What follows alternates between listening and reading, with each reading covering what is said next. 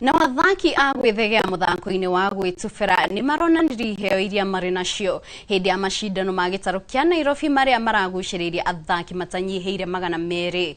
Elias Mayangavi niwe ũracangarire mwena wa airĩtu na ararĩkirie arĩ namba 1 gĩkĩro-inĩ kĩa athaki arĩa matarĩkĩtie ũkũrũ wa mĩaka 5 gũkũ Jojo Gatete na Elora Ngugi makĩrĩkia namba 2 na 3 mwena-inĩ wa imwana gĩkĩro-inĩ oro gĩkĩ. Ũhotani ũrainũkirio nĩ Neti Kalanja. George Rugendo ararĩkia arĩ namba 2 nake Samuel Kirumba ararĩkia arĩ namba 3. When I was 9 years old, my parents said I have to know how to swim. Then I went to MC. Then I started swimming and coaches started training me. So I got better and then I came here for the competition. I'm from doing breaststroke 50, breaststroke 25, and now I'm going to do marshalling for breaststroke 50.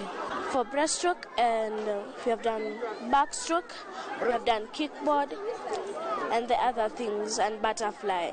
Swimming as a future is only that we need now people who embrace the swimming as a sport to bring it on board, because now if we don't bring people who understand the swimming itself, then it becomes a problem, because now they don't understand the aspect of bringing the young ones to on board.